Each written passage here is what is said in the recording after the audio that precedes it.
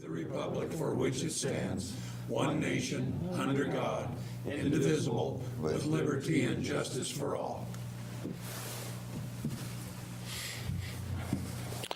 Our eternal Heavenly Father, we are thankful for the opportunity to serve Riverton and to strive to better it and make it one of the best places to live in Wyoming. Father, we would ask that Thou would grant us understanding and wisdom that we might say and do those things which would be pleasing unto Thee and to our clients, our residents' clients. We say this humbly, name Thy Son, Jesus Christ. Amen. Amen. Thank you. Would the city clerk conduct roll call? Yes, Your Honor, I'd be happy to. Councilman Lance Godey. Here. Councilman Mike Bailey. Here.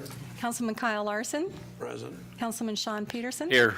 Councilwoman Holly Gibbon. Here. Mayor John Lars Baker. I am present. The chair would entertain a motion to excuse Councilmember Hancock from tonight's meeting. So moved. Second. Moved and seconded. Do we excuse Councilmember Hancock? All those in favor say aye. Aye. Any opposed? Mayor votes aye, and the motion passes. I declare that we have a quorum. Approval of the agenda. The chair would entertain a motion for the approval of the agenda, and I would like to add an item to the agenda this evening. We've had some resignations from the Planning Commission, and I'd like to appoint David Kellner to, he's an alternate now. I'd like to appoint him as a regular member of the Planning Commission. So if we could add that to the agenda right ahead of 7, so we could do it, call it 6A.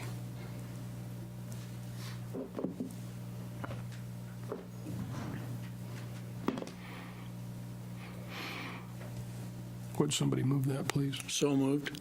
Second. Okay, thank you. So, all those in favor say aye. Aye. Any opposed? Mayor votes aye, thank you. So, as I started to explain, we've had a couple of resignations from the Planning Commission, Sarah Callback and Debbie Blumenshine. And I would like to appoint David Kellner to the Planning Commission. He's been serving as an alternate now for a year, maybe. And so we'd move him into a regular seat.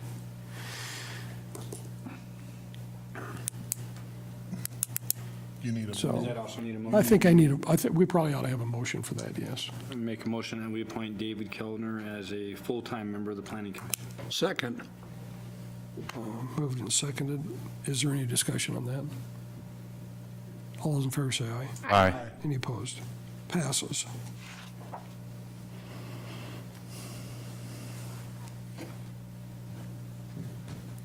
Okay, the next item on here is a discussion regarding conditional uses in zoning.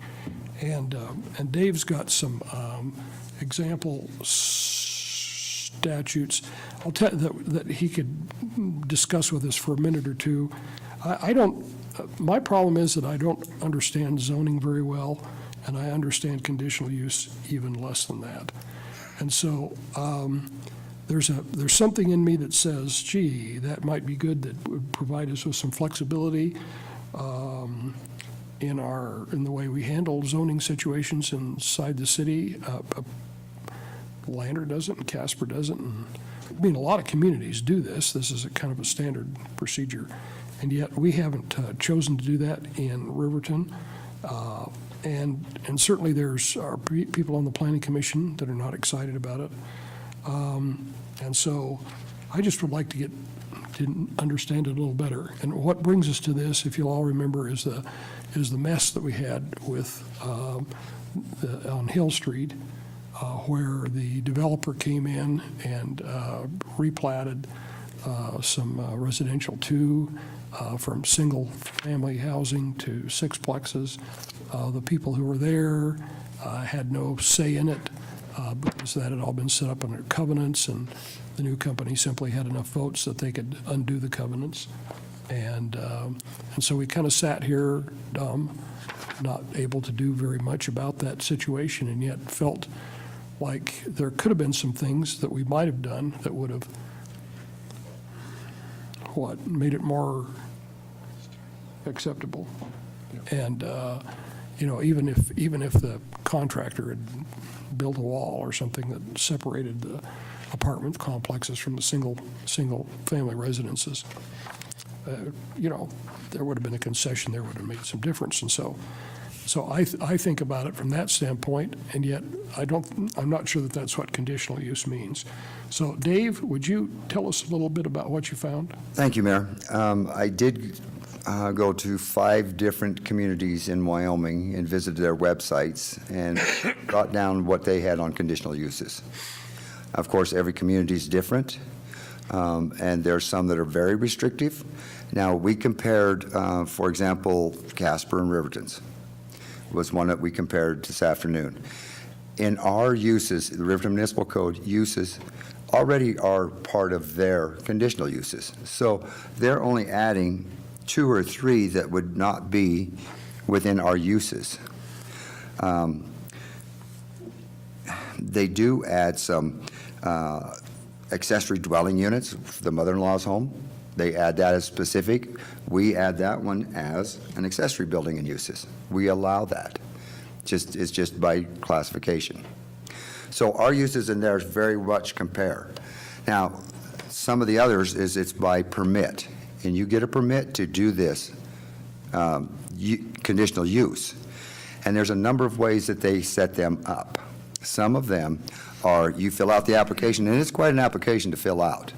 But then if it goes before the board, before the Planning Commission, Board of Adjustments, they can approve it or deny it. They can be appealed to the council, and the council can approve it or deny it. If it is approved, a number of them, they set those up differently as well. Whereas on a yearly basis, it is reviewed to see if that condition needs to continue or go away. So once a year, it comes back up. Or another one assigned it to the property.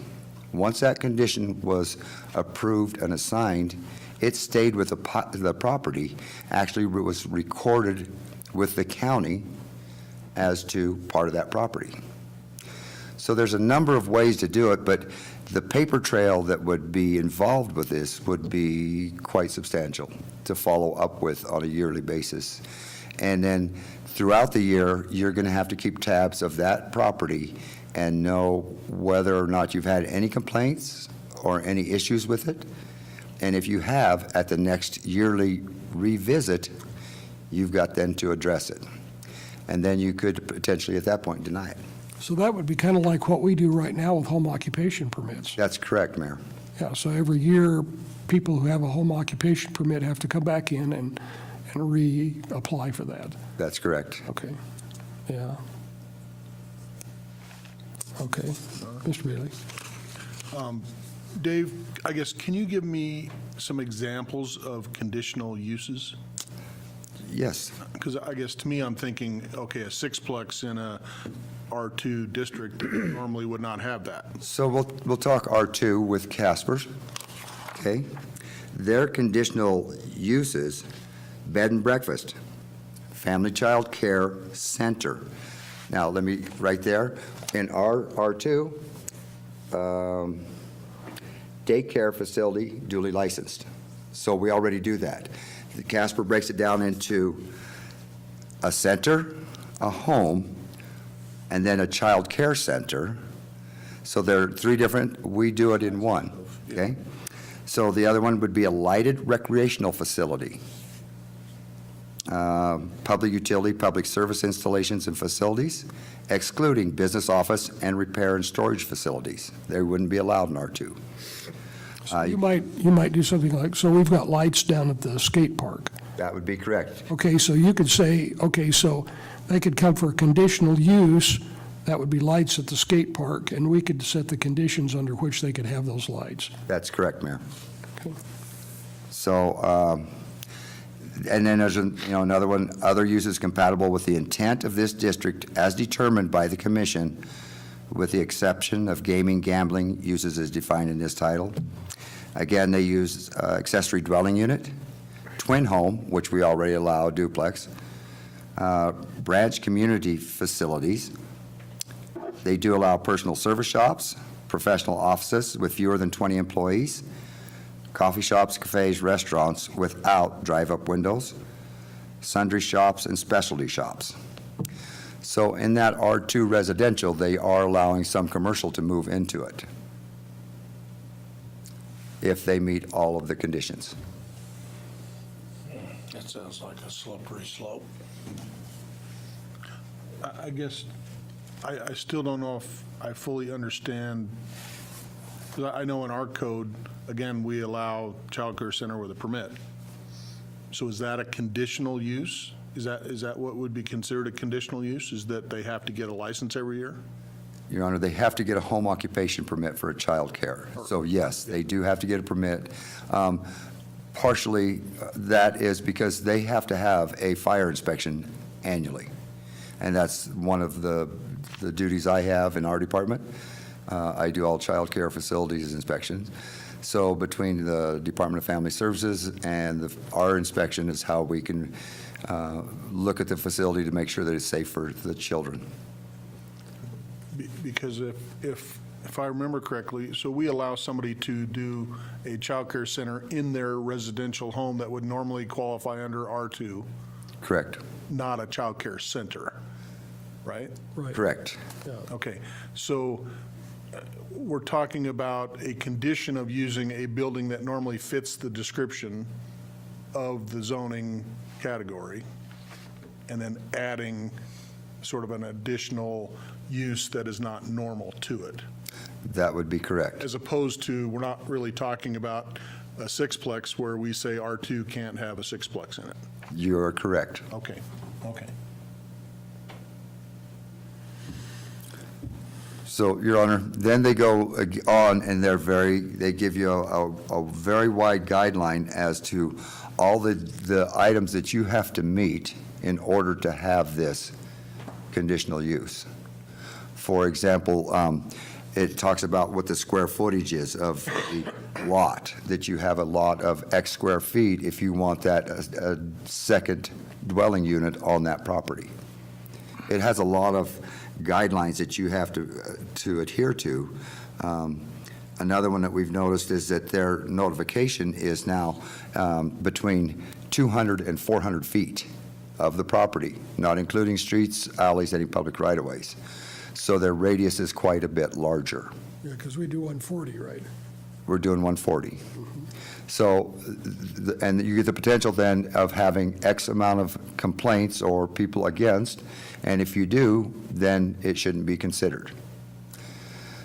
That may or may not help. I don't know. We would like to stay with one dimension, whether it's 140 or 400, but let's stay just with one dimension if we decide to do something like this. The 140 seems to have worked, except for in the one example that you gave, where they were the primary owners of property.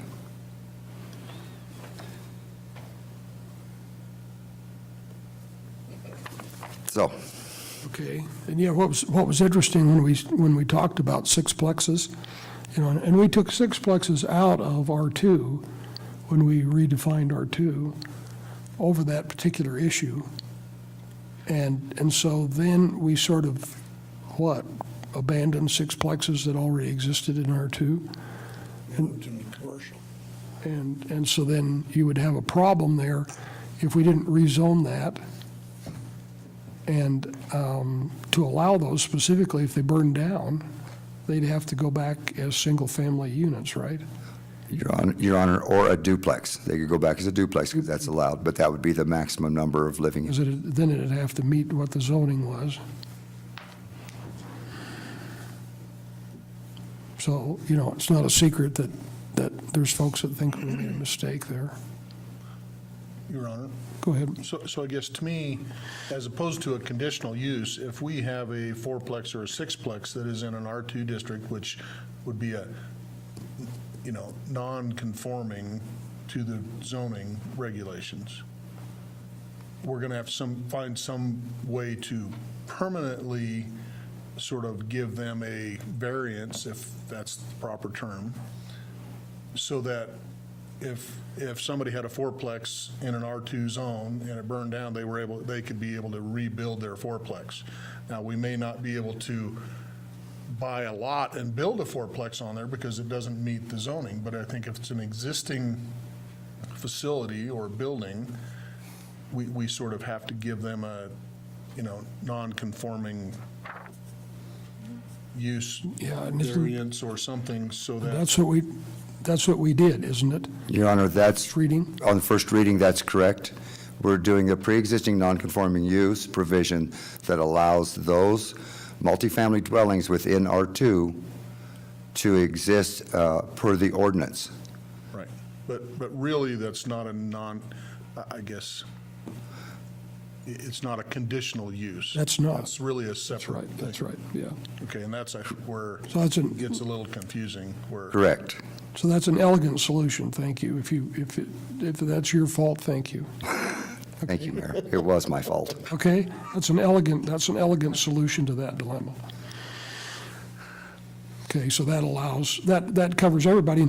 And our issue was, we said sixplexes, and then when staff actually went out and mapped all those, we found, what, a 9-plex and an 11-plex And a 12-plex, Your Honor. 12-plex that were non-conforming to the code. Right. Okay, so we'd already cut those guys out of, they already were in a position of having to rebuild to a different standard if they got burned out.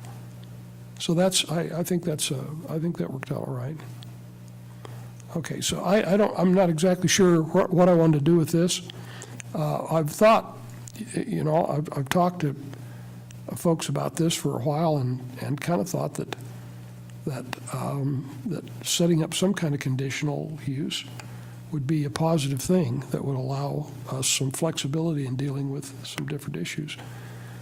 And so before we had staff go out and try to reinvent our zoning and put conditional use into it, I thought maybe we ought to talk about it as a council, and so that I'm not the only guy that's thinking that way. And then, Your Honor, are we in alignment with what the Planning Commission has in mind? Does that fit their? Your Honor, the Planning Commission does not like conditional use permits. They have been very adamant about that. They say that that's very similar to spot zoning, which is one thing the Planning Commission over the last, and I can't tell you how many years, but for a number of years has worked on getting spot zoning cleaned up so that an R2 zone is contiguous. So they do not like it. Okay, so if we said, okay, we're going to take 6-plexes, 4-plexes, 6-plexes, 12-plexes, we're going to put that in R3, which we haven't actually defined yet. Okay, and then we went out and identified pieces of ground that we were going to build that on. It might be a half of a block or something. Then that would be zoned, spot zoned, Your Honor, that's correct. R3. See? So the scenario ends up, you end up with spot zoning if you try to do it the way you're thinking. So the only realistic solution is to give a non-conforming variance for the ones that are existing. And then we've got to decide, okay, if we want an R3 that we're going to put anything above a duplex in, then you would have to try to zone that R3, for example, which, and the trick that, again, after spending 15 years on the Planning Commission, the problem is you run into a lot of not in my backyard kind of Issues. mentality, because nobody wants an apartment building next to them. And so you never are able to get something zoned R3 because nobody wants an R3 next to them, and it's a brand-new zone, so we don't have any. So you almost can't, you could try to go rezone some of the existing ones, but again, you're going to run into the same issue. It's one of those, we all, I think, realize that there is a need for multifamily dwellings, and that's a normal progression. People rent an apartment and then they eventually buy a house, and, all that kind of stuff, but nobody wants it near them. The fight we had with Woodridge Estates and the ones up by the college, and I mean, it ends up being a battle every time we bring this up. but I think everybody realizes there's a need for it. And so that's the dilemma. So no matter what you do, somebody's not going to be happy. Lance, I guess I was definitely going to ask the question that Mike did, and just I'm having I still don't, just because I'm still new, I still get to be the new guy and use that excuse. I know, but I still am not sure why the Planning Commission is so adamant that we not have it if it's a generally well-used process across the state. And there are, I mean, I'm confused by that they are according my understanding, unanimously opposed to it, which seems to be a pretty strong approach to something that is fairly well used throughout the state. well, I'm not sure that that's correct. Oh, okay, maybe not. That it's unanimous, but there's certainly questions. Okay, and maybe the majority. But the issue, okay, So, I was reading. The Planning Commission serves as a dual function as the Board of Adjustments. The Board of Adjustment has final approval for conditional use permits, variances, and home occupations. So if they have the final say in it, why is the big turmoil coming up about the use to us? Because we have, because it can be appealed to the council. right, And we have to approve the zoning ordinances. right. The zoning ordinances we do, but the And the planning commission, conditional use permits, yeah. And where are you reading that, though? right off the city's homepage for under Planning Commission. In the planning commission? Yeah, so it's, So there's a term conditional use right there? and it's right there. And I don't know when this was last updated because it doesn't have the new people on there as far as the members. But, so I guess my question is if they have control of it and they're so adamant about, well, I don't want to say adamant because we found out that it's not the case, but if they don't want to use it, then, but I guess my question is how many conditional use permits do we know how many they did? Your Honor, I do not know. Okay. I mean, I don't get, please help me.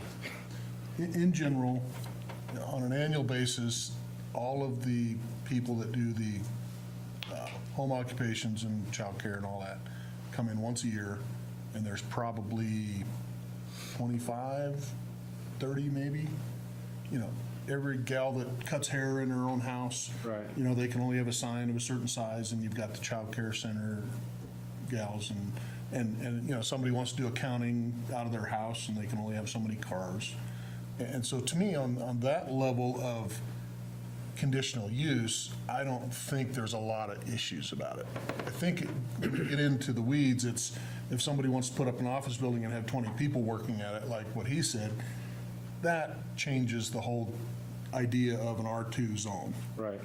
That's supposed to be a residential area, so you don't want things that draw huge amounts of traffic and business and, you know, that kind of stuff. So I think Casper's even gone farther down that road than we want to go from my experience. So I think we've kept the conditional use things to these, you know, sort of one person business kind of scenarios, or childcare, or, you know, something pretty minor like that really is not something you wouldn't do in a normal house.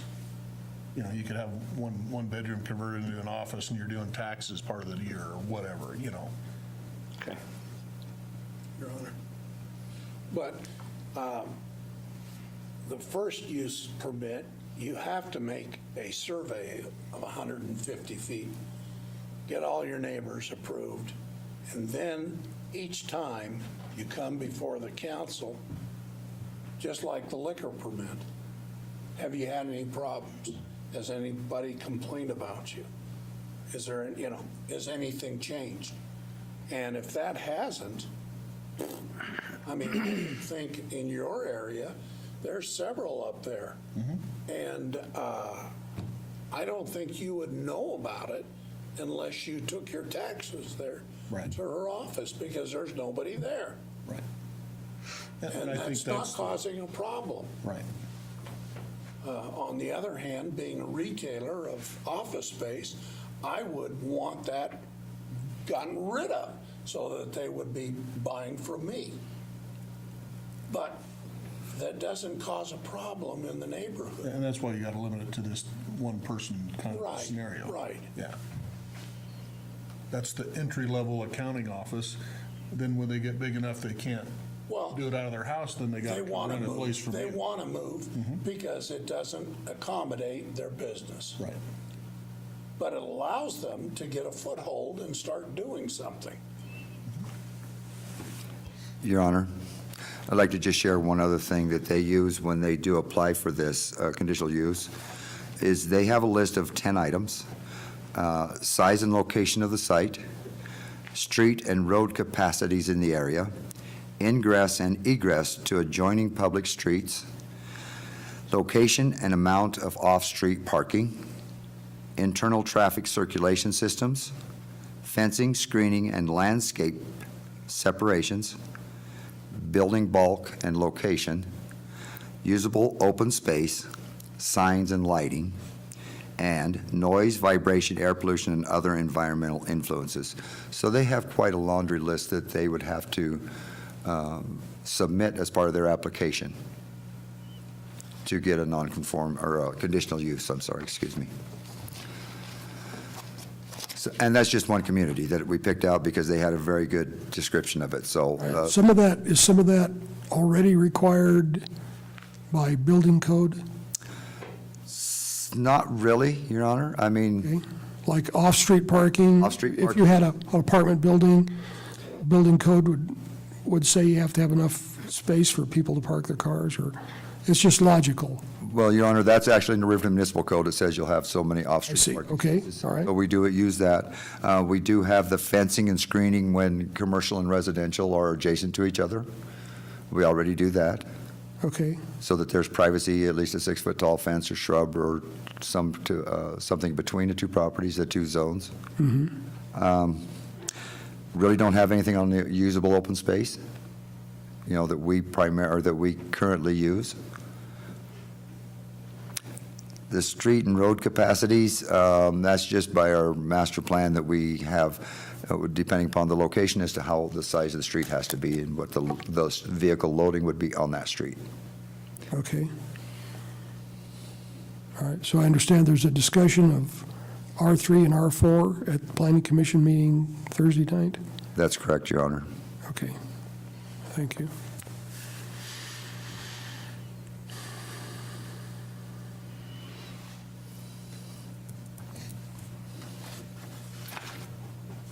So what do you think?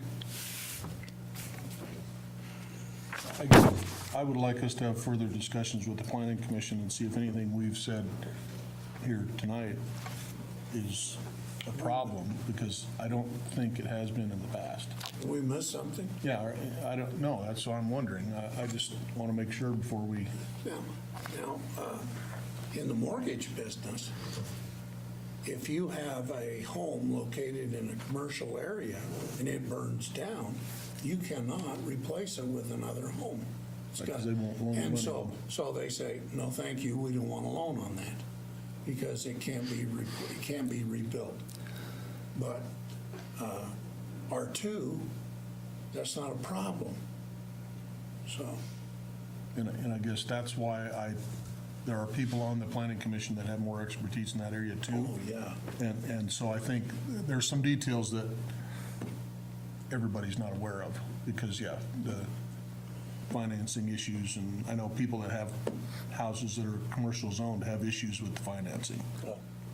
But again, we allow houses in commercial Well, yeah. and industrial for that matter. I mean, so, Because they were, most of the time, encroachment has changed them. right. I mean, remember when Smith's was, or, Yeah. on and on. I think I agree with Councilman Bailey. I think we need to sit down with the planning commission and try to figure out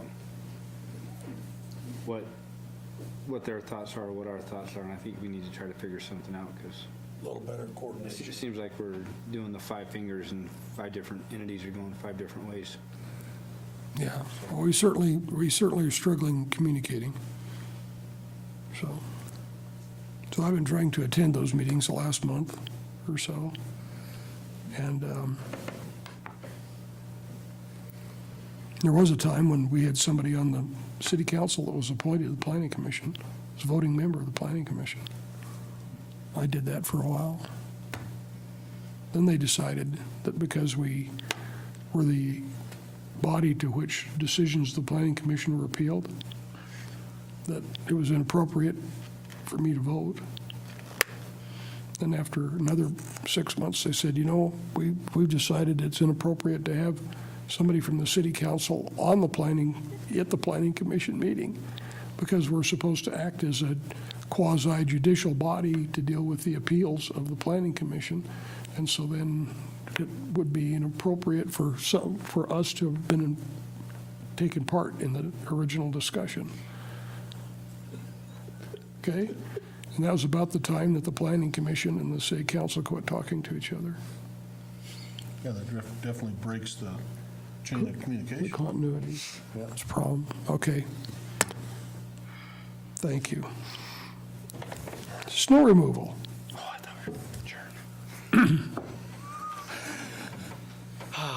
Mr. Butterfield, I can't believe we don't have more people in the audience.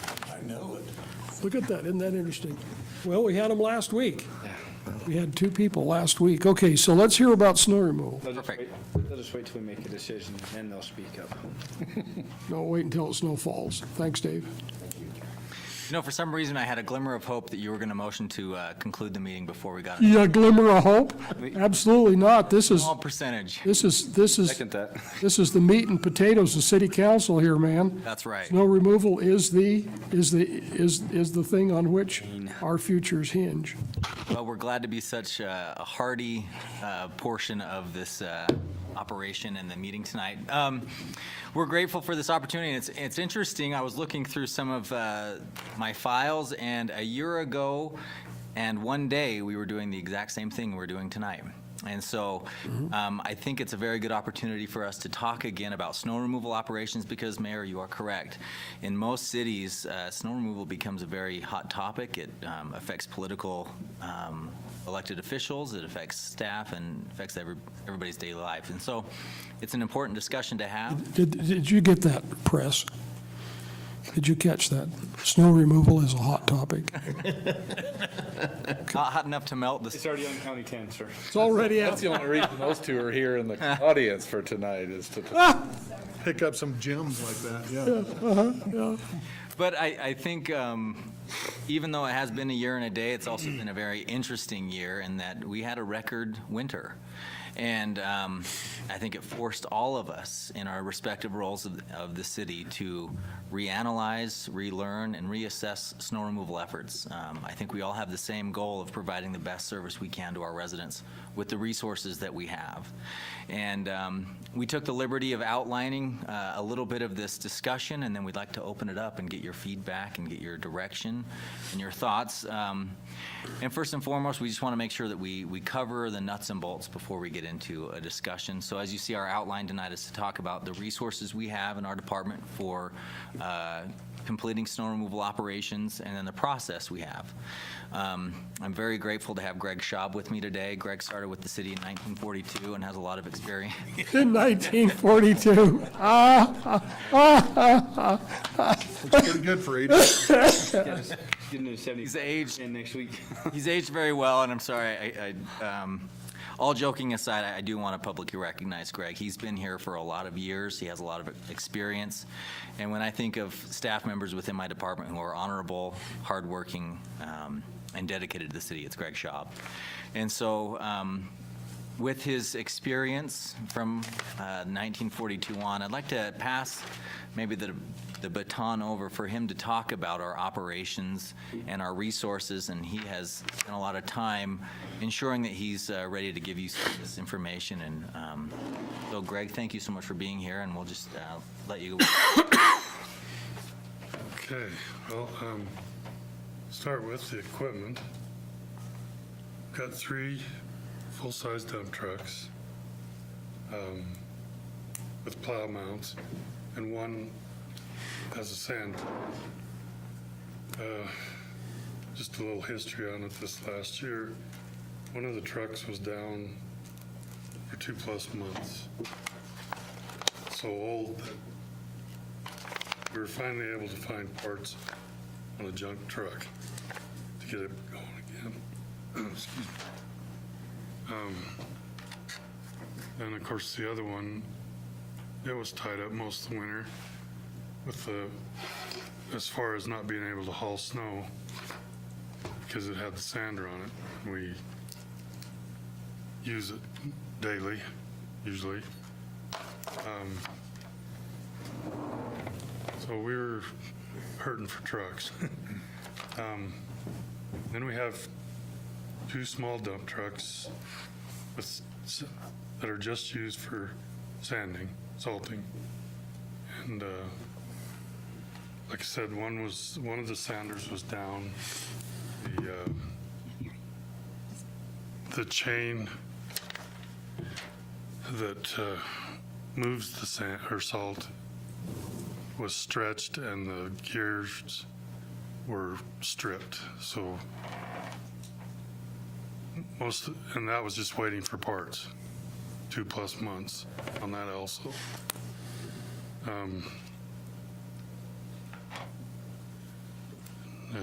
We've got, then alternate, we've got 2 road graders.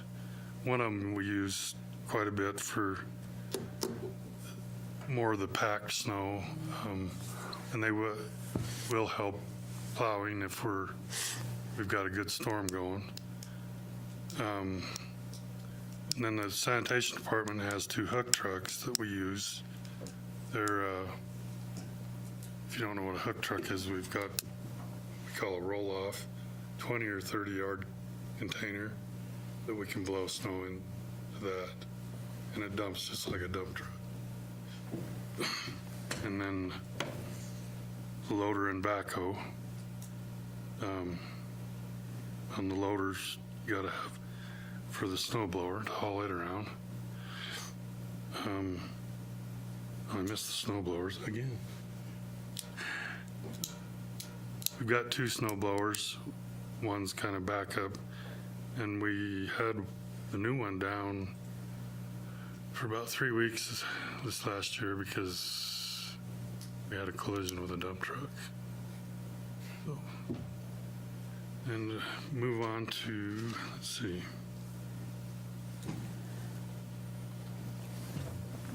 Still not good, huh?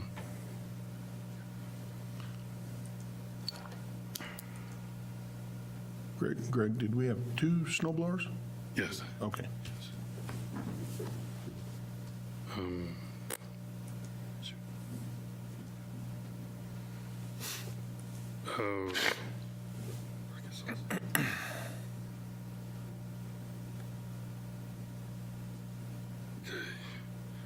As far as personnel,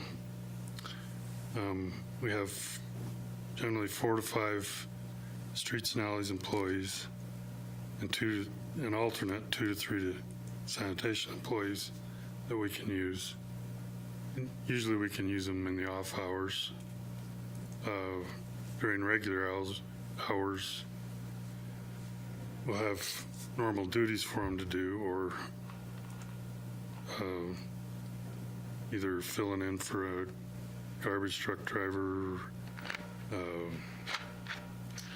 fixing signs, fixing garbage containers.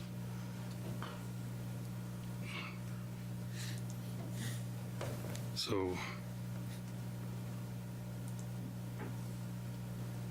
that covers personnel, I think. If any questions so far? So the only time these guys would actually be available to remove snow is time in addition to hauling the garbage? Well, they're just, Your Honor, there are dedicated streets and alleys employees, and we can always rely on those to help with this operation outside of some of the other duties that Greg mentioned. We are fortunate that the yard waste operations do not go during the wintertime, and so those are the extra alternate sanitation employees that we call on quite frequently to assist. And if you look at the equipment we have, 3 dump trucks, 2 small dump trucks, 2 road graders, we're out of people, just like that. And that's not including the snow blower. And so we do call on as many employees that we can in our department, sicknesses, vacations that affect us. Whenever we have a garbage truck driver that is down, we tend to utilize one of these alternate employees. So for the most part, we can count on about 7 employees to help us with snow removal operations. Okay, so if you had one guy that was running the snow blower, so that's mounted on a back loader, okay. So you've got one guy driving that, and he's blowing snow. Then you have, how many dump trucks does it take to keep up with him? Well, last year we had, including the 2 hook trucks, sometimes 3 or 4. Uh-huh. And where have you been going with the snow? We go to West Washington, up behind Norco. 8th and Sunset, we can usually get permission from Foster there, or U.S. Energy on the other. Okay. We've got the yard waste side, of course, but that's quite a ways down there. Yeah. No, last year we were benefited by a lot of private property owners with the amount of snow we had. I mean, you just didn't have enough space to place it places. And so we had the school district step up and let us use some of their property, which was very nice because it cut down on haul times. The thing to keep in mind, and we'll get into this when we're talking about the process, is we can't be plowing snow and hauling snow at the same time. Oh, maybe I'm jumping ahead here. It's okay, but it's something very important to talk about. So we're plowing snow. We stop that operation. We load up the blower and the grader, excuse me, not the grader, the loader and the blower, and then we get the dump trucks out and start hauling the snow. But we do have several locations, some of them city property. The largest one is off of Smith Road, which isn't very convenient for us. It adds time for haul. So we usually try and use the ones that Greg mentioned on Washington. Okay, thank you. Our biggest one is South 2nd East, where the Riverwalk is, the old Foster pit there. It was pretty heavy.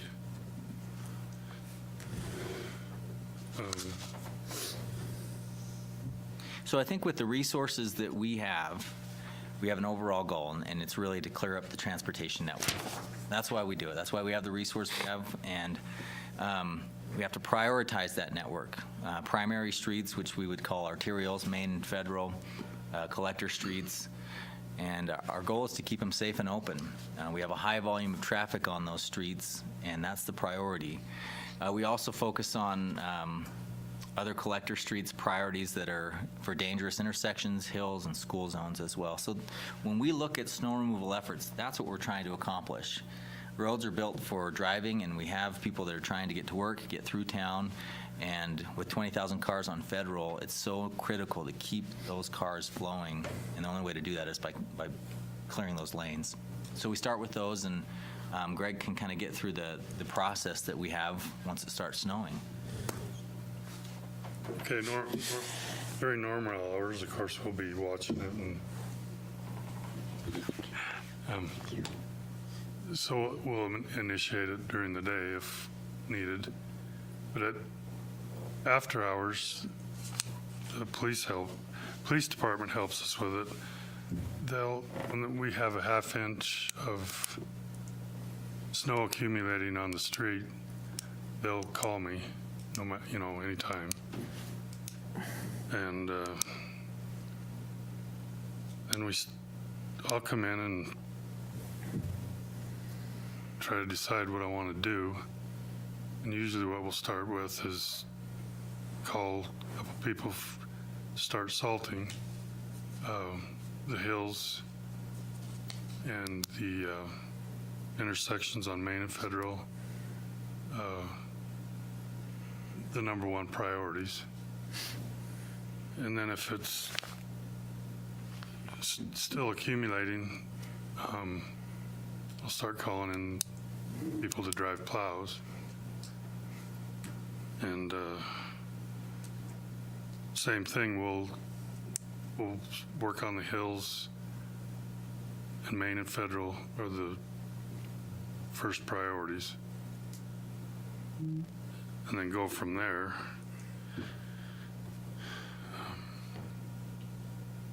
Your Honor. Does YDOT help out at all with Maine and Federal? Your Honor, Or is that a touchy subject I shouldn't bring up during this conversation? it's touching the sense that YDOT has a wonderful person who sets policy, and I wish we had him working for the city. But essentially, the policy with YDOT is for towns and cities that are above the population of, I believe it's 1,500. The municipality is in charge of maintaining the snow removal operations, and then it goes off to some other things. But YDOT has assisted us at times. We've asked them, drop a blade when you're driving through town. I mean, you got to traverse the miles anyway. But the responsibility of those YDOT highways fall on us pursuant to the state regulations. Okay, thank you. And perhaps I can interject. One thing that's really important to recognize is the storm is different. One thing that we try and do is be uniform, but Greg, with his years of experience, is able to manage the people and the process in a way that responds to the level of snow that we're getting, the time of day we're getting the snow. So every storm is different in that regard, but we try and stick to at least some type of policy and procedure for uniformity's sake. Thank you.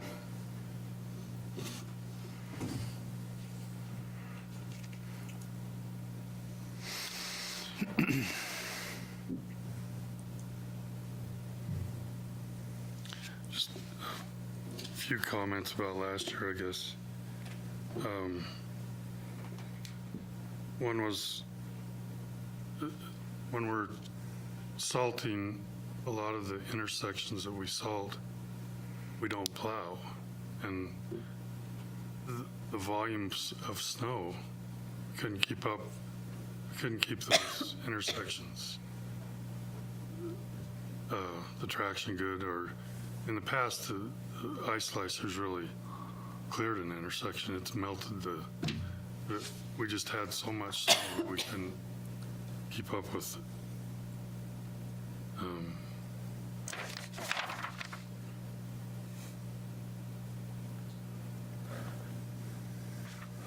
I guess my last, and we'll talk about hauling the snow. With the volumes we had again last year,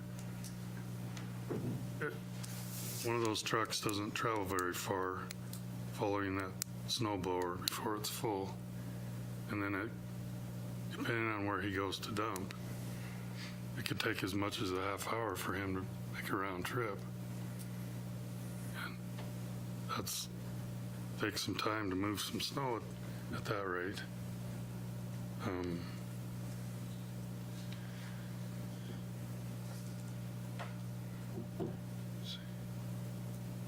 One thing I know Greg has a lot of information on is some of the time-consuming practices of snow removal and some of the safety concerns. And maybe before we get into that, we'll just clear up that salting and plowing operations are separate. The city only has one sander or spreader that it has in one of its plow trucks, and that's because we bought it about 1.5 years ago from YDOT. So we're trying to consolidate that. I feel like it makes sense if you're plowing and you go through an intersection, you drop the salt as well.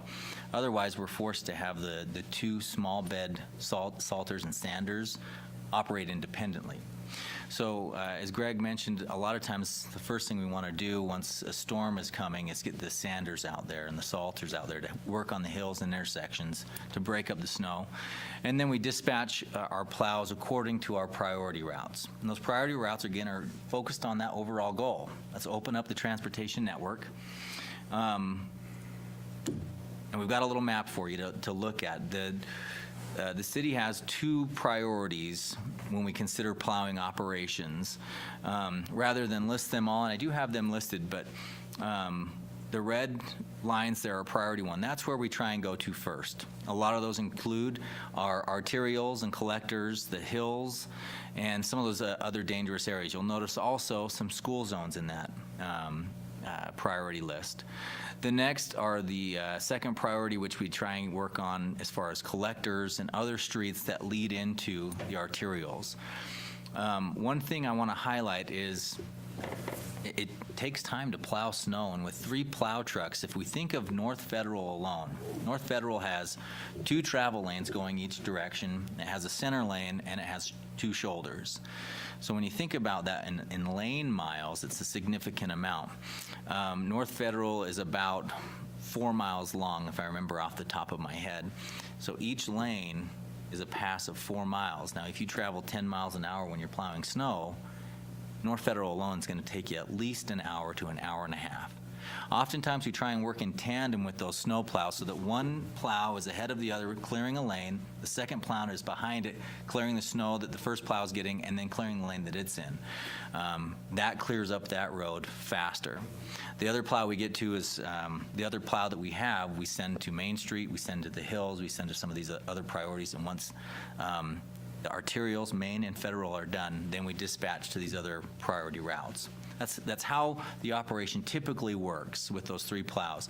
Now, if we're getting a lot of snow and we have a grader operator available, not all my operators can run a grader. A few of them can. So try and get those operators in that grader to work on the areas that they need to. Here's a list of the priorities. Now, this is very easy to read, so I expect all of you to memorize this and remember what you're looking at right now. But I want to show you something that's interesting. This lists our priority 1 streets in alphabetical order, but we've put on there traffic counts and then street width, street length, and the square footage. And in going through this before the meeting, I think we're missing a couple streets, but just from that priority list, it's 11 miles. Center line, those aren't lane miles. And when you look at the traffic counts, again, Federal's 20,000. You look at some of the other ones, they're 5,000, close to 10,000. That's vehicles each day that travel on those streets. That's why they're the higher priority, and if they're adjacent to dangerous or important areas that are prioritized. Priority, those green areas, priority 2, it's another 8 miles. Centerline miles, not lane miles. And we look at the traffic counts on those hover anywhere from 5,000 or less. But again, those are important things to consider when we're thinking about opening up our transportation network for the most people that we can with the resources we can and that we have. We want to focus on the areas that most people travel on. Okay.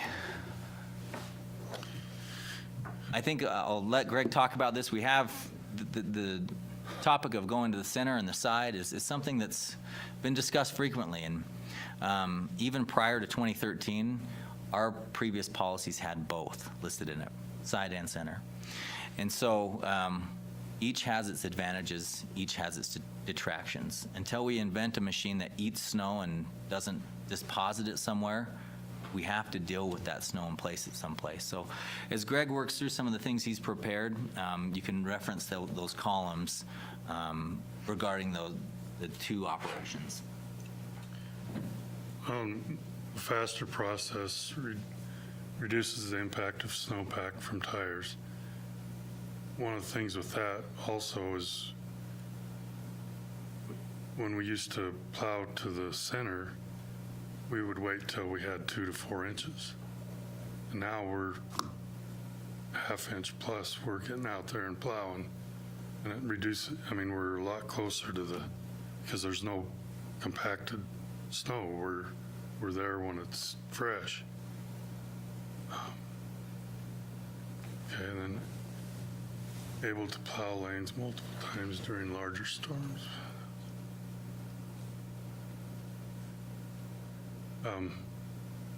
During a storm, especially the storms last year, we would come back to the street multiple times a day and do it over.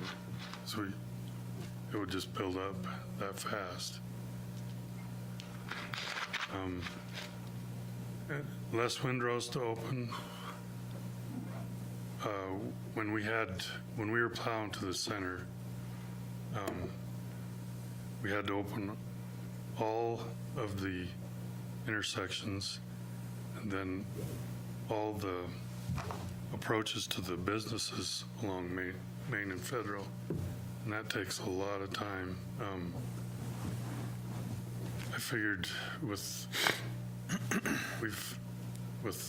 a loader and 2 backhoes, it would take 5 to 8 hours to clear all those intersections in a day, and that takes your time away from actual plowing. That's one of my biggest things about plowing to the center. So much time spent on them to try to make them travelable to cross Main or Federal.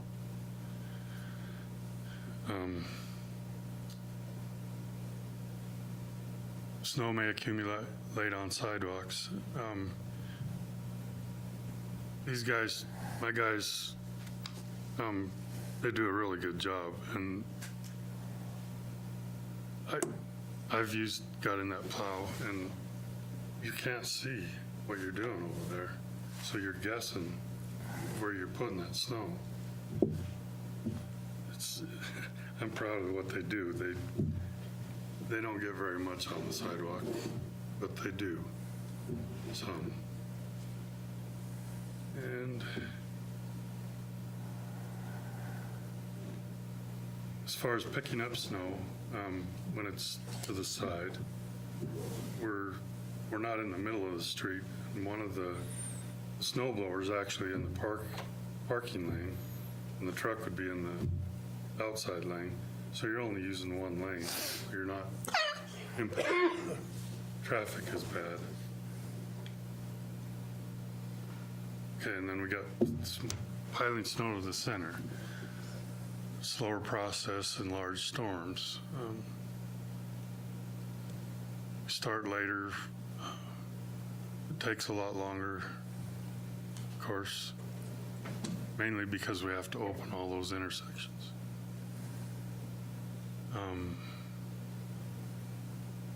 Melts and freezes across travel lanes. Those piles may get warm enough, and they're going to be melting, and it's going to be, of course, that's the crown of the road, so it's going to be running out into the lanes of travel. Plus, at the time, we probably didn't clear the lanes as well because we started later. So there's more packed snow left on the lanes. Height restrictions, if you've ever been around them, you know,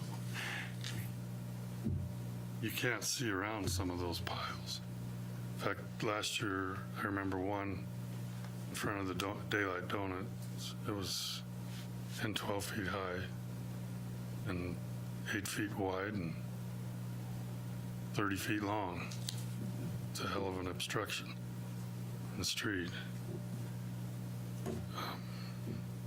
That wasn't as good as mine. I've been across from Daylight Donut, but I don't have an alley, or I don't have a drive-by like they do. Right? Your Honor. Go ahead. Question. So, Greg, is there anything in your opinion that you feel like pushing the snow to the center is good? Because, like, when you're reading that, it's kind of like you just feel like the side is your better option, plain and simple. Yeah. Like, you truly do not think pushing the snow to the center is at all good. Is that correct? Because I'm not going to lie, I totally disagree, but I really do want to know why. I mean, like, because you have positives on the snow to the side, but you have no positives on the center side. But as someone who gets to hear all the stories and that kind of stuff, I mean, literally, there was a driver that went down Park, put it to the side, and they blocked in all those cars. So consequently, they had a drift this high to jump to even get their car out. So if you guys would have pushed that snow to the center, all those cars could have got out. The library, all those cars got stuck there. The guy across the street went over, and he is the one that pushed all that snow out so that those cars could come out, because when that truck goes down and they fly down through there and they're pushing the snow to the side, all it does is create big drifts. So I think that the concept of to the side and to the center, I kind of feel like that isn't a good description of it. I mean, that's just my opinion. I think some places, yeah, I can understand that pushing it to the side is your only option, or is a better option because the way that the street is maybe. But then at the same time, I feel like there's the majority of them would be just better off being put to the center. Well, ultimately, our goal is to get the street, my goal is to get the street black.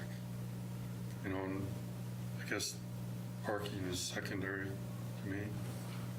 But I But thought, it's safe.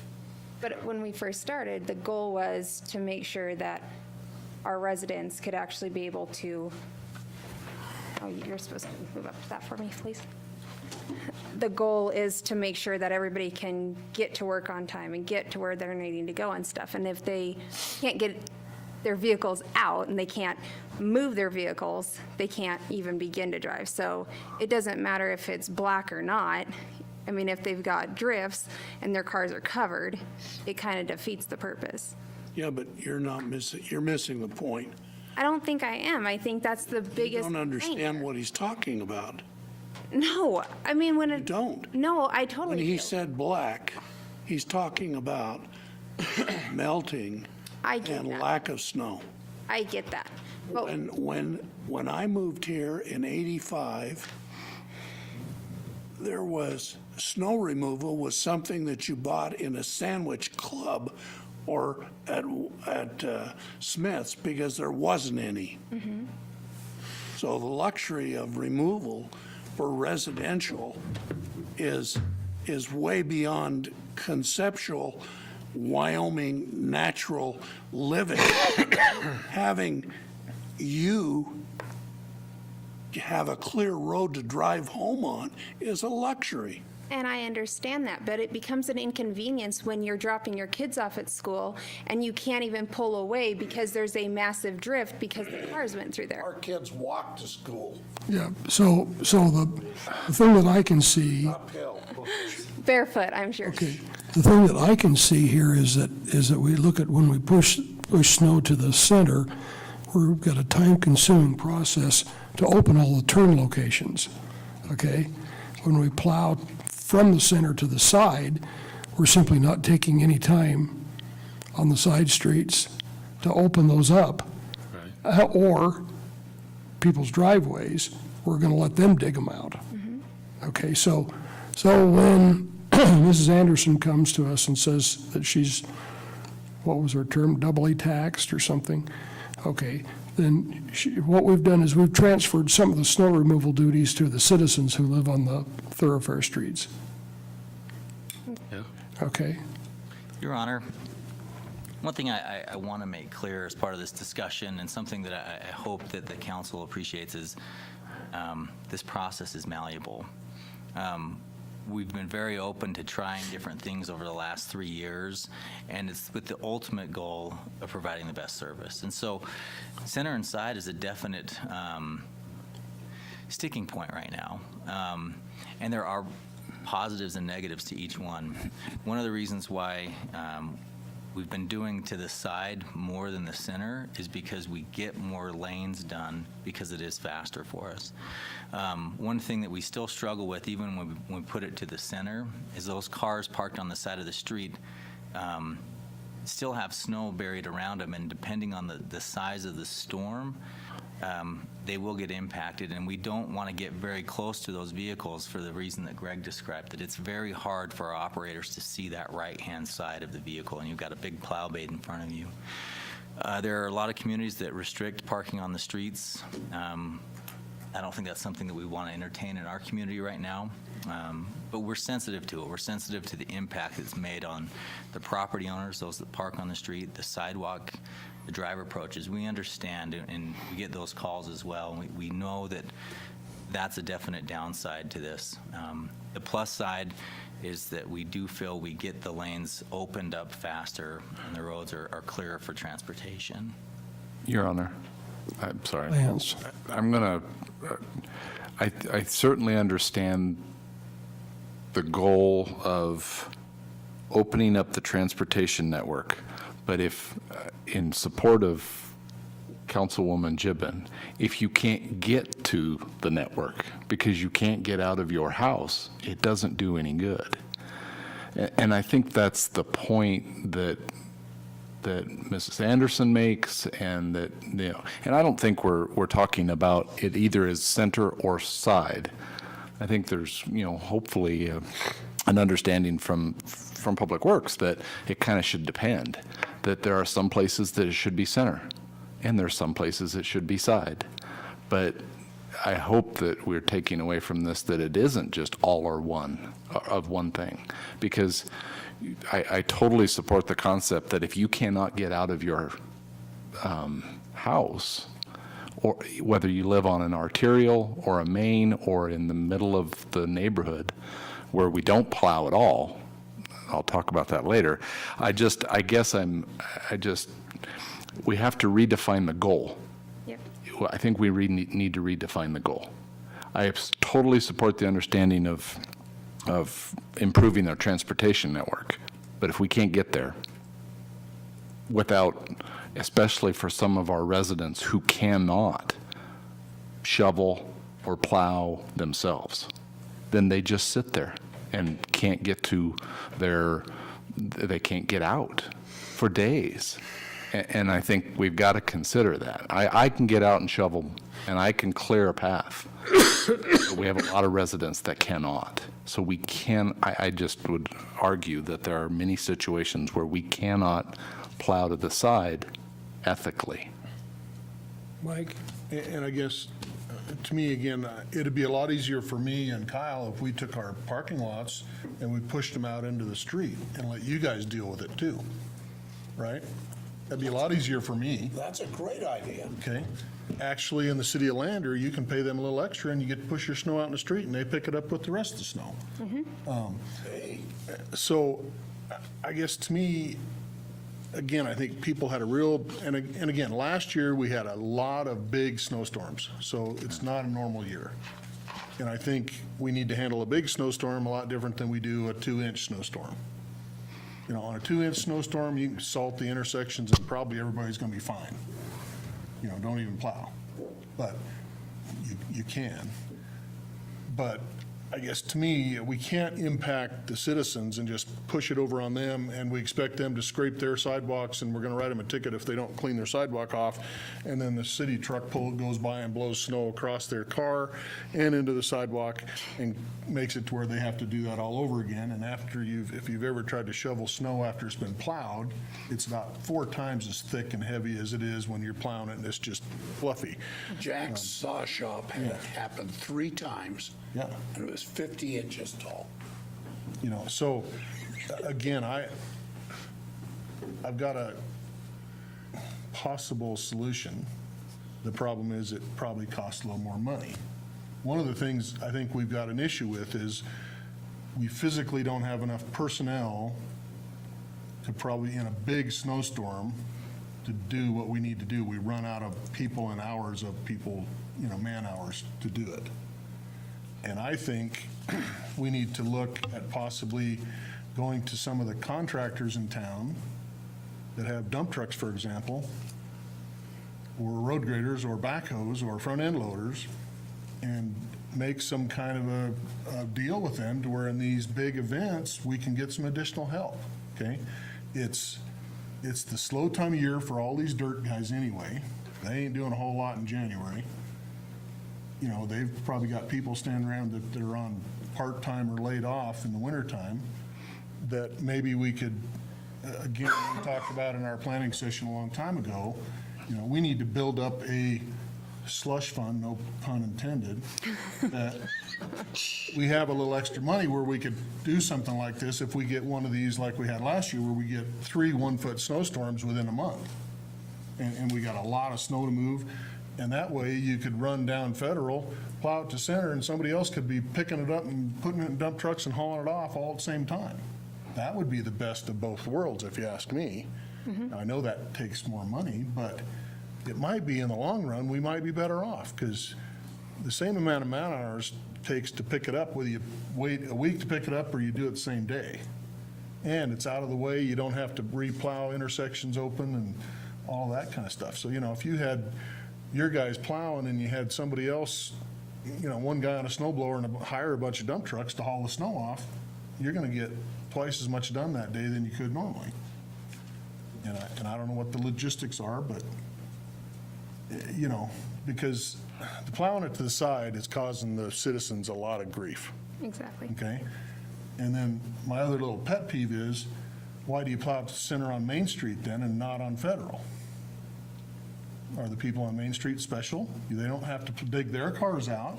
They don't have to replow their sidewalks, but the people on Federal do, or Sunset, or whatever other street you pick. Well, but you're on Federal. There you go. So again, I think we need to try to treat everyone fairly, which is, and in the past, we've had signs up on Main Street before that you can't park here between 2 a.m. and 6 a.m. or whatever it is, as for street sweeping, I think. Do the same thing with snow removal. If we don't park on Main and Federal during those hours, if we get a big snow overnight, at least you got the early morning hours to go where there's no cars parked on the side. I'm sure County 10 and the Riverton Ranger would love to help us with that too. They could help promote it. I think it's a So there's great idea. 10 cents worth. Your Honor, contracting snow is something that we've considered. Last year, we had the help of Job Corps. The only reason why we didn't go to a private company is at the time we had the budget. But the city council has the authority to appropriate as many funds as they would like towards an operation like that. The thing I would caution is making sure that those that we contract with have insurance and an understanding that any damage done to any of the roadways has to be taken care of. The easiest solution for third-party service provision is the hauling. Any type of grading or plowing, that gets into, one, do the contractors have a snow plow? Two, do they have a grader? And how comfortable is the city council and how comfortable is the third-party provider of using that type of equipment on a city street? I've worked in entities where we have contracted out those services, and it works very well. We've drafted a snow policy that we're waiting on finalizing because of the direction that you as council members are supposed to give us. And so in that policy, we've talked about the ability to contract out dependent on the need, and whether that need is determined by the council itself, the city administrator, or if a certain dollar limit is allowed towards the public works director, however it might be handled. That's something that can be considered, but there are some technicalities and agreements you'd have to work through on that. Mike? And again, I think these things would need to be planned ahead. I wouldn't want to call them up on December 25th last year when we had a snowstorm and go, oh yeah, by the way, you want to come help us? Well, we need to plan ahead. And we need to make sure we have a list of the people that want to participate, have them supply us insurance, have them give us a list of what equipment they have and what they think they'd be able to do. Who's the liability go to if we damage the street? Us. Correct. Okay, so whether they damage the street doing it or we do, I would venture to say that, 71 Construction's road grader operator can do just as good as any city employee does. They can plow to a lot closer than I'd like to be able to think I could do. But, and again, they have insurance. I'm sure if they did damage or run over a car or whatever it is, they'd still be responsible, just like we would have to be if we did it. But I think, to me, the big problem seems to be when we have these big storms, getting it done in a timely fashion because of the limited manpower we have is our biggest challenge. And I think that would help solve that. And I think the logistical parts, if we did some pre-planning and Be Put proactive. them on some kind of a rotation where you use, if you only need 2 dump trucks, you use this guy, and the next time you use 2 other guys so that everybody's getting a share of that or something. I mean, there's ways to do those kind of things to where, and I assume that the sanitation, the regular garbage truck drivers are still just running their routes, right? This sanitation guys are the extra ones that you have? Right. Okay. Back in the early 80s, I worked for a contractor, and I actually did just what you said. The city contracted us out to haul snow. Exactly what you said. And I can't imagine you couldn't conjure up a dozen dump trucks around here in the wintertime when there's not a lot going on. I mean,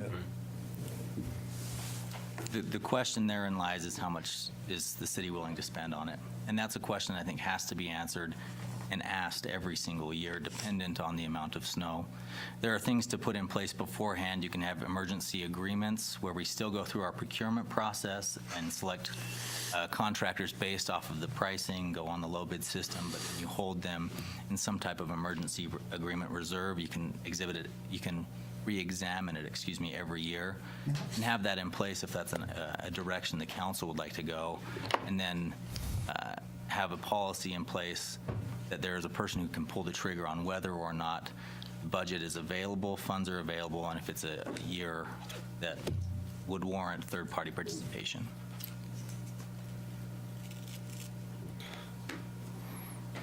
So is that something that have to go out in a bid format, or? No. Okay. We would simply contact contractors and do as Councilman Bailey requested, that we ask for their equipment, their people, and I think it would be up to the city to set some kind of an hourly charge to see if they could work within that and what they would be willing to supply. But, and as far as the cost, I know it's hard to determine, and it's going to be a moving target. Everything is a moving target when it comes to operating a city, but that's the city administrator's job, is to watch those line items and to watch where we are at a certain time and compare it to other years, and to compare the snowfall, compare the personnel, compare the equipment and what's happening. And if you're not doing that, then you're not doing your job. I look at the budget every single week. I watch those line items after every single claim is paid. And that's what you hire a city administrator to do. So to do that during snow removal is not out of the ordinary. In fact, it should be very ordinary to do that, just like we watch it during the parks and seasonal laborers. That's what we do. So in that regard, I'm sure, I guess I've got my budget in my drawer, but you could probably tell me. Do we have an actual budget for snow removal Yes. that, 40,000. Your Honor, we budget $40,000 for that, typically every single year. Over the last several years, the use of that fund varies based off of the storm. Now, the only thing we charge to that line item is material. We don't put in fuel, we don't put in personnel costs. Those are covered in our other existing line items. When I look through our history, last year we spent $32,000. The year before we spent $12,000. Why? Because we didn't have to buy as much salt or cutting edges. The year prior, we spent $20,700. The year prior, we spent $37,899. So every single year it varies, but a lot of it is dependent on how much salt we go through, and the cutting edges that we end up purchasing, and those are the most expensive aspects to snow removal that we track. okay, so then vehicles, manpower, fuel, all of that is in other lines. Correct. Yep. And do those stay fairly level, I guess? I mean, so the manpower, we have the manpower, whether we're using them to plow snow or repair dumpsters, it's the same thing, right? We might use a little more fuel if we're out running around plowing more snow, but We'd see an increase in fuel usage depending on how much we're using the vehicles. And then if overtime is impacted, you'd see an increase there. A lot of times we try and manage our crews around the storm needs. And so if we're going to get hit for 3 days straight, we don't want people working more than 10 hours in a large piece of equipment. And so on the back end of the week, we try and flex their time as much as possible. Your Honor. Kyle or Greg, do you have an idea maybe of how many man-hours we spent last year plowing snow?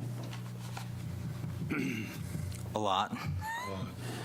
Your Honor, I'm sorry, I don't have that figure calculated at this time. No, most of January and February were, it's Almost entirely, probably. almost entirely. Yeah. Your Honor, to help spur the discussion, because one thing I think we're looking for as staff is your policy direction. We all hear from the community. We all hear the negatives and positives. And I think we all have the same goal and should be on the same team when we set that. And so tonight, we'd like to get some of that direction from you. And there are questions that we need to answer, one of which is the process. We can't really change the equipment or the personnel at this time unless we get an allocation of dollars. But we can talk about the process. And shortly after my interview with the City of Riverton, one of the things that was brought to my attention was you need to fix the snow removal situation. So it's been a situation that's been a challenge for some time, and that's because snow removal is not an easy thing. Snow has to go somewhere, and it impacts people no matter what you do. One of the things that I think that we're proud of as a department, and I hope you're proud of as city council members, is a lot of times you would hear comments that driving into town on the state highways, they would be clear and free, and as soon as you got into town, you'd be driving on ice. We fixed that. How did we fix it? We've dispatched our plows earlier. If you look at this, I have taken the liberty to look at other communities' snow removal policies if they had one published. I've also spoken to a few public works directors, but most of them dispatch at 4 inches of snow. Now, in the state of Wyoming, when you don't have a lot of resources, if you're not even getting out there to fight the storm until there's 4 inches accumulated, you've already lost. It's already packed down, it's already ice. Maybe you can get a few streets and you get ahead of the curve, but you're out right away. So we start dispatching at 1/2 inch. That helps us because we're clearing the lanes faster, and then we're getting a heating effect by the blacktop that is exposed. We can't guarantee we're going to get blacktop exposed every storm, but if we're out there early enough, that will actually help keep the roads clear, and we've done a better job of that. One thing that we still have a challenge with is the hardships that you've all heard. My drive approach was snowed in, or my sidewalk got snowed over after I already removed it, and that's a frustration. I understand it. And we've tried to direct our operators. We've changed our processes and our plow practices a couple times just to try and mitigate that impact. But if you look at these communities, Casper does a combination of center and side. Cheyenne does to the side. Cody is a combination of center and side. Green River is to the side. Laramie is to the side with their business district, very similar to us with Main Street. I did not find information on Powell except for they dispatch at 4 inches. Rollins is to the side. Sheridan is to the side. Thermopolis is to the center. And Warland, I did not get anything specific on that. Each one of those communities are, I should say, we're not unique in that if you look nationwide, if you look statewide, most policies address the frustration that some residents have about having their snow plowed over on their sidewalk. There's no perfect way to mitigate that. Going to the center helps, but you still get some splash when you go to the center. One way to mitigate it that I've read about, you ask your residents to wait to plow their sidewalks till after the street has been cleared by the city. It takes a little bit of time in some instances, but at least you're coordinating your efforts in that regard. The other is each one of these cities has a policy that is very similar to ours that talks about the responsibility of clearing the sidewalk and the approach. And without there being an easy answer, a lot of these policies say, we understand it's a frustration, but please help us as we're working on the streets that you work on your property. It's a team effort. We can't clear lanes without putting the snow somewhere. And so one thing that's interesting when we look at the other cities' practices, Casper is dependent on the time of year. Up to December 1st, they go to the side. After December 1st, they go to the center, up to March 15th. Cody is dependent on the sides of the street. That might be something we could look at. I feel that Federal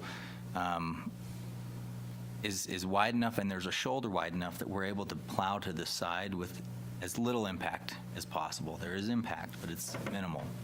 We can't plow to the side in the center of downtown because there are parking pockets and sidewalks right abutting it. There's nowhere to go with the snow except to the center. There's no shoulder. And so there's a trade-off there. When we look at the other policies, they're very similar. Rollins is dependent on the size of the street. So that's some direction that we could get from you about whether or not a collector is one that you want to try doing to the center again. Try going to the side. Now, I want to paint a picture. If you imagine all the snow we had last year, can you imagine putting that all to the center of the street? Snow can only build to the center with a plow so much before it starts building out and out and out. So what that requires of us as a staff is to go back through and cut and build up and place the snow or quickly haul it off. That slows us down from opening the lanes. So last year, yes, was an incredible year to compare against. It's something to learn from, but if we think every single storm is going to be like last year, it's simply not. But if we would have pushed a lot of that snow to the center of the street, we would have had less success in clearing the lanes because we would have had to spend more time with technical work building up the medians to keep the lanes open. Otherwise, if you just plow to the center, it bleeds into those lanes and we'd have to follow through behind it. So we understand there are drawbacks. We understand that there are positives. So we hope that we're giving you enough information, and we'd be happy to speak with any of you individually to give you more information about our processes. Mike? I guess I have one other question. I would assume that over the summer, we've made sure the snow blowers and the salters and all that are all in good repair, and they're going to fire up and go when we need them to go. I know that was one of the problems we had last year is we broke the snow blower, or it broke right about the time we needed it. And I know there's no way to, I don't sell any windshield wipers unless it's raining, kind of a theory. It's the same problem. You don't use the snow blower in the summertime, so it never breaks then. But I guess make sure we have it all ready to go. So. Your Honor, I can tell you right now, we've been going through that, and one of our small dump trucks that does do sanding is having its leaf springs worked on. We try and keep up with that equipment, but those are early 1990 trucks. I mean, they've seen their lifespan. Our newest truck, I think, is a 2000. So we do that maintenance, but you can never predict when something's going to go down.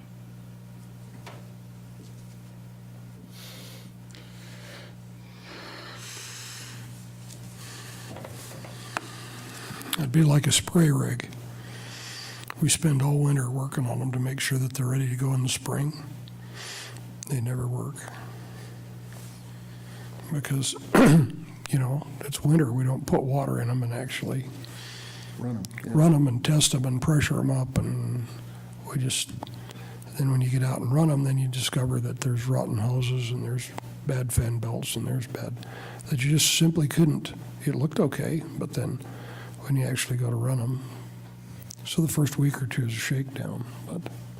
And we did have and so then early in the season and late in the season, we plow to the side with the expectation that the sun will melt all that off and the water will run down the gutters, right? Your Honor, we collect, when we plow to the side, we get the blower out and pick up those gutters also. So we do rely on Mother Nature to help. But we also pick up those gutters to clear that up as fast as possible. So on our side, we still pick it up. So then the challenge we had last year was we had a snowstorm, a significant snowstorm about every 4 days or 5 days, something like that. So we probably could hardly get it plowed before we had another snowstorm and had to go plow more rather than switch over and start picking stuff up. Your Honor, In the spirit of trying to give you guidance, because I understand that's what you're searching for here, and we don't want to be here throughout the entire night talking about snow. I would like to say, I think there's a hybrid opportunity here of finding our opportunity to do some in the center and some in the side. And I also support the idea of the city administrator, whether it's setting aside some sort of slush fund or something that, kind of dedicates extra funding for contractors to be available. I think that a lot of that makes sense. I noticed in the fiscal year 17 actual, we only spent a little over $32,000 of the snow removal budget. So there was and that was the bad year. So, we've got some room in the budget, and maybe we needed it to balance somewhere else. I haven't looked that deep at it, but I think there's some opportunity there. I want to reemphasize that off the arterials and off the main streets, there's still a problem. And I think we need to, I don't know exactly what we need to do with that. I mean, Mrs. Anderson talked about Sunset, and that's an arterial, I believe, but when we start looking at the majority of our constituents don't live on arterials and feeders. They live in the areas that they need help too, and I don't know, maybe you have some innovative ideas from some other municipalities to be able to, whether it's one swipe down the middle to give something. I don't know exactly, and I don't want to micromanage, but I understand what you're asking for. There's a little bit of guidance. Give us some idea. I think we need to be a little bit more creative and don't feel like we have to pick one thing, that we can, let's throw everything at it.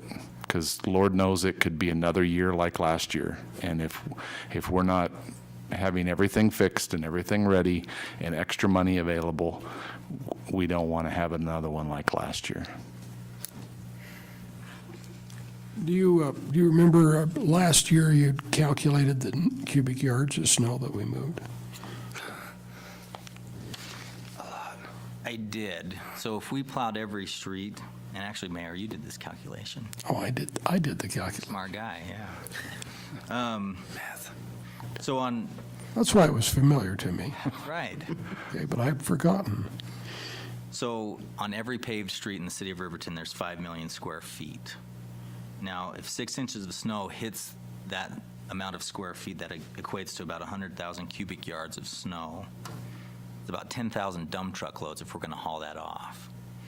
So if y'all 100 loads a day, it would take about 100 days to clear that out. Springtime again. Yeah. So there's a scale that we have to address as well. And then where do you put it? A lot of Wyoming communities, I find, do not do residential streets. In their policies, they say, we'll add that as a priority 3 if we have to get to it to help open up the lanes. You're going to run into the same problem of, why did you put the snow here, or where'd you put it there? Because residential streets are a lot narrower than the ones we're doing right now. We did go out and help some neighborhoods that were completely snowed in. We couldn't get to all of them last year because we were spending so much time clearing Broadway. I remember Christmas Day talking to Greg. How many times have you been on Broadway? 4 times. And every time he went by, he's like, it doesn't look like I've even been there. So it's one of those things that we battle on those priorities. In the other communities I've worked with, we did prioritize all residential streets, but we had 10 snow plows and the people to do it. It's a resource question. Mm-hmm. We want to get all the neighborhoods. Mm-hmm. And Your Honor, I totally get that. I mean, I recognize, I hate math, and I recognize how much of an endeavor it would be to truly clear and haul away. But I think whether it's being very transparent as to those figures, as well as to do our best. Our constituents are asking us to do our best. When they don't see us doing anything, that's when the problem arises. If we show we're trying to do something different, if it's one pass, if it's I don't know. That's what I guess the theme behind what I'm suggesting is that I don't expect every cubic yard of snow to be hauled away. But if we could do something. Your Honor. When we do something like that, we've got to have an area where they can actually plow. If you drive on 16 in the wintertime and you had crummy tires, you could pinball off of both sides of the street because there are people parking all the way down. There's not a place to plow. There's just barely 2 lanes. Yeah, it's not even 2 lanes. If you've got cars parked on both sides and you're coming and some guy's pulling out, you've got to stop. So we've got to, if we do that, then we've got to issue get off the road so we can plow notices. Yeah. And it's got to be a pretty hard and fast rule. And maybe that's the creativity that we can go to in the right emergency situation, a declaration in city that to the best ability that residents park off the streets for 24 hours, 48 hours to the best that they can so that we can make an effort. I guess there's always reasons why not to do it. That's very easy to come up with, is the reasons why we shouldn't. My challenge is to find the reasons why we Or at least can. on the main and collector streets, you could do something like that to where you have the entire street to plow to the center, pick it up, and then you've got a place where people can park. Because I think the residential streets are way more of a challenge, in my opinion, than the main streets, because the main streets have lots of traffic. We need to get the snow off, picked up, and hauled away. The residential streets, like Kyle's saying, I don't think you could run a dump truck. There's not two lanes there. When the streets are dry, you're pretty tight, 2 cars passing. Your plow would have to do this to get through the vehicle, So, I mean, that blade. No matter what you do there, you're going to be causing some kind of grief. Because if you plowed to the center, they couldn't drive on each side of the center lane even. So I think in a residential area, excluding like what we had last year where we had 3 or 4 storms within a month that put a foot of snow each on, then that makes it to where maybe we have to do something. But in a normal year, we probably don't need to touch the normal residential streets because you're just throwing the snow in the lanes for them to plow off their sidewalk or have to dig their car out or whatever. But in the abnormal year, Would it be possible for us to have some kind of an idea or that we can plow from the center out up to the point where we start to bury vehicles that are parked or block driveways? In other words, if we're in a position where we can move that stuff off the center and bare the road, and people still can get away from the curb, can get out of their driveways and that type of thing without any difficulty, then plowing to the side, you say, we haven't inconvenienced anybody. But if it gets to the point where we're going to roll up a 3-foot berm of snow at the side of the road and block everybody in, we say, well, we're just going to have to move it to the center. Yeah, so Is that a, 3 inches might be fine to plow to the side, but if it's 6, you're going to make enough of a windrow they can't get through it.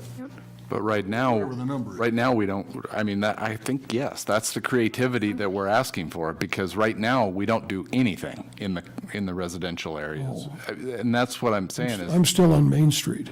well, and I think Main Street and Federal, we've got covered. I mean, it's, yeah, sure, we're trying to make a decision whether center or side, but I still want to go to why can't we apply the same principle in a path down the achievable lanes that, I don't know, maybe 16th is a bad example, but again, there's a reason. My neighborhood is wide enough. And I mean, granted, it's my neighborhood, but by golly, I think an effort needs to be made in all neighborhoods. Exactly. As much as All possible. important. They're all important. And so if 16th is narrow, if an emergency condition is declared by the mayor or the city administrator or whomever, then everybody knows we are going to plow residential streets to the best of our ability. And if it's sorry, we're trying something, as opposed to good luck. Yep. You might make it to the arterial lane, you might not make it to the arterial lane. And that's what it seems like that is the frustration with people now. Now granted, it's the once every 10-year snowstorm, and maybe it won't happen for 10 more years. I think until you get 6 inches plus, that doesn't matter. Exactly, it doesn't matter. People can drive in 6 inches and Yeah. not be a big deal. Being proactive is better than doing nothing, Yeah. and having that in place. And if we were to privatize, like he's saying, where we have the other contractors, More people technically. working on it. Yeah, you'd be able to get it done faster and have it set up to where each ward has X amount, so that they know this is your ward, this is those streets that you're gonna do. Just in that kind of a scenario. Your Honor, I really appreciate the discussion, but I feel that, I hope that it's clear that crews are being proactive. I mean, every time it's snowing, they're out there, and they're working overtime, and they're on the holidays. So it's not a lack of crews being out on the roads. It's a resource issue. When we have 70 paved miles in the city of Riverton, and our plow policy that we currently handle covers 20, you got to remember, we only have 3 plows. And each of those 20 miles that we work on, those are centerline miles, acquire a certain amount of time. And so if it's a continuous storm, we can't even get to the neighborhood streets because of the resources and the people we have. Like I said, the best thing we could probably look at is some creative solutions that, as a third priority, we can include neighborhood streets, but which ones do you include? And remember, we can't get to it until we start hauling the snow off, because the same haul trucks are the plow trucks. And by the time we'd be able to just free up the personnel and the equipment to get to the neighborhoods after we clear the transportation network that's arterials and collectors, mostly you lost the battle because it's already been snowpacked. And you send a plow down it, and the plow, because it's a gravity system, would ride on top of the snowpack. The only way to dig that back up is to use a grader. And for us to spend those resources, it would take a lot of time to hit every single neighborhood street in the city of Riverton after we clear the transportation network for those that are just on the arterials and collectors. So I want to provide you solutions and answers, but I also feel a responsibility to give you honest answers about the realities we face. 3 plows is not enough to get into our neighborhoods. Then I would suggest that the city administrator and the city council needs to work on resource management to improve the availability for more resources. I understand there's a resource limitation. Yeah. I understand that. I mean, totally understand that. But that's just another challenge. It's just another thing we've got to figure out. We can't just say, well, we have that, and therefore we can't do it. I think we have an obligation to figure out a way to do it. Not tonight, but at some point in the coming, I don't know, maybe it's not till next year. But maybe we're talking, so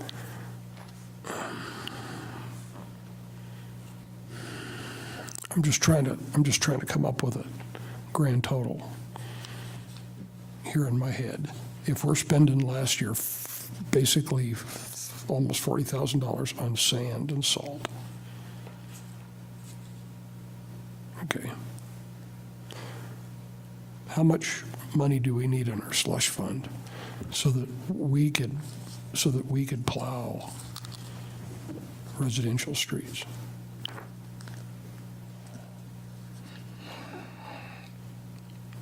Your Honor, Yes. if you begin incrementally, so if you would think that you would do 4 months and then $32,000, that covered 4 months, add another month to that incrementally. So I would say try to start with another $8,000, $16,000. Now, we have that today. And we also have money to purchase a used snowplow if we contact a community. We can do that today. And I'm not afraid to open that discussion, and I'm not afraid to check that out, because we can do it. It's just a matter of how have we been communicating to our residents about taking care of each other. If you have a four-wheeler that has a shovel on it, take it down your block. Turn around and take it up the other side of your block. We have a gentleman that does that. He does our driveway because he has the equipment to do it. So let's start communicating from staff, from elected officials to citizens, that this is what we need to talk about every single 2 weeks during this session, because it is a hot topic. I don't think the PD was talking to Public Works until the PD started calling Public Works guys out at 2 o'clock in the morning and said, come and snowplow. I know that's been some hot topics before.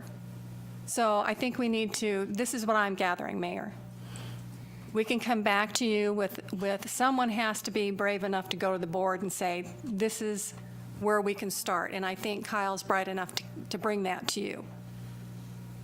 The first meeting in November would be absolutely perfect. See, what is the side? I'm giving you. So do we Why have, can't we have it? do we have expectations before release? 1 week before the. We got some things that you have to check off before you can go. Next week is Courtney's last city council meeting. It is. Well, we could do a special session on the, yeah. We could call a special? Yeah, we've got 2 Tuesdays left. So I think it's going to take several departments to get together and to work this out and come to the council, the first meeting in November, and say, this is what we're proposing. What do you think about it? And it might be an extra meeting. It might be an extra work session. We can tell you where we are from a budget standpoint, what we've come up with contractors. If there's a used piece of equipment out there, we have got to stop saying that this is all we have and this is all we can do and this is all we can use, because we can always improve.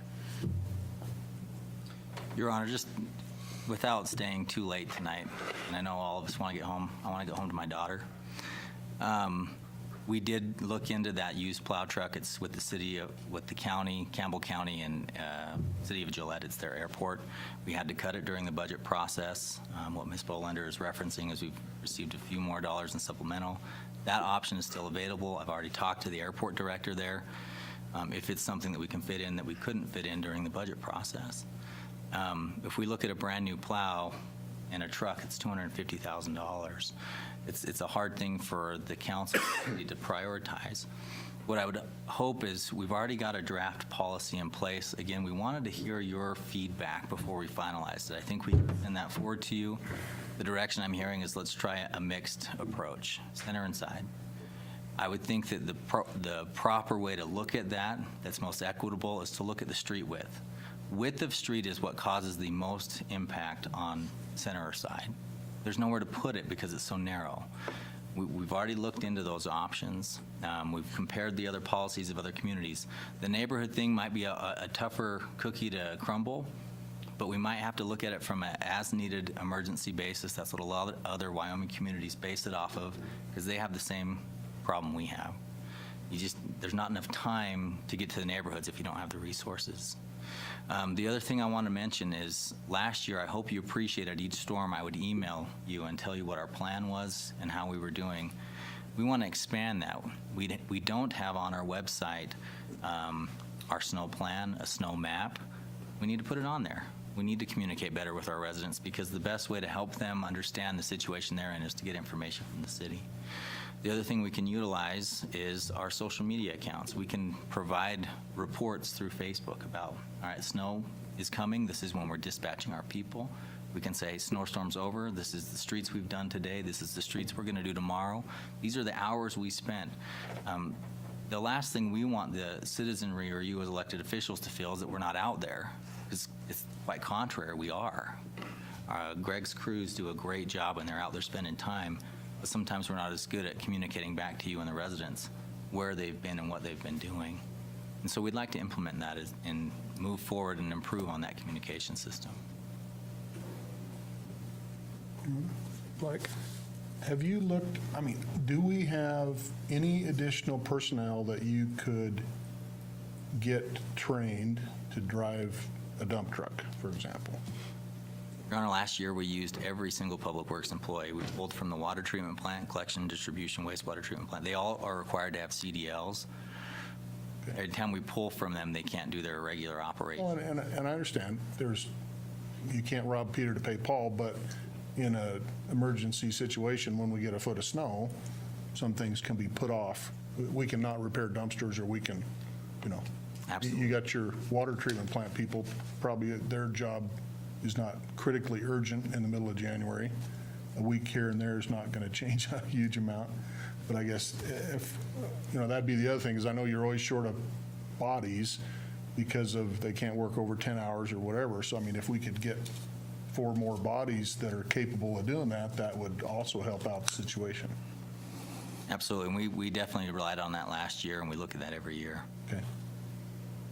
So if we do go forward with that truck, do we have the bodies that can utilize that extra truck and everything else? Or if we get that truck, are we going to look at getting another person, which is going to bring in? We'll take another person. Well, I'm sure you would, but I mean, Just joking. We would be able to allocate. Basically, what we do is get them in a truck rather than a backhoe or a loader. okay. That's what we do. Your Honor? Go ahead, Holly. Is there a way that we can put, like on our water bills, that you can go to our Facebook page? Because we've got 10,000 residents and we've got 617 people that like our City of Riverton page. So is there a way that we can put that at the bottom of the water bill that says something about like, we're going to do... We can. We have limited characters that we can use at the bottom of the utility bill, but we could fit something in. something, so, and put like snow removal and Facebook.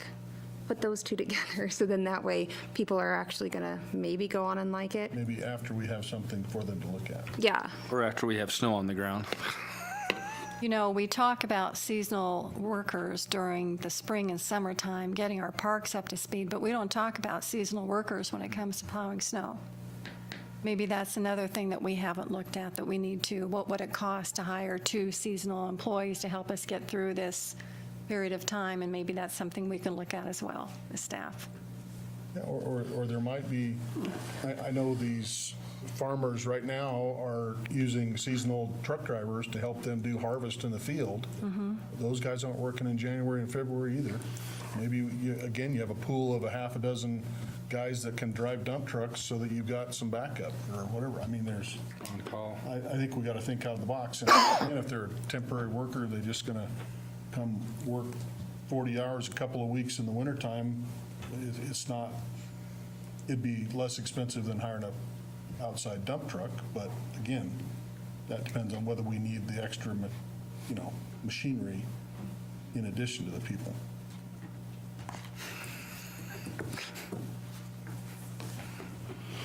So, did you get any guidance from the city council tonight? Just make it all go away. I think we did. Did you get enough guidance? You're gonna think about this for a week or two and come back and tell us something? Yes, I think so. All right. Thank you. Thank you. Anybody else got anything to say about snow? Okay, Just heat all the streets. we could do that if we lived in Thermopolis maybe, right? That's right. Just put hot water pipes under the streets. Yeah, it's funny you say that. When I think about snow removal, I went up to Thermopolis to visit, and they plowed to the middle. And when I went to turn up to the street to visit a family member out there was 4 cars in a 1 block that were in the snow that was plowed to the middle.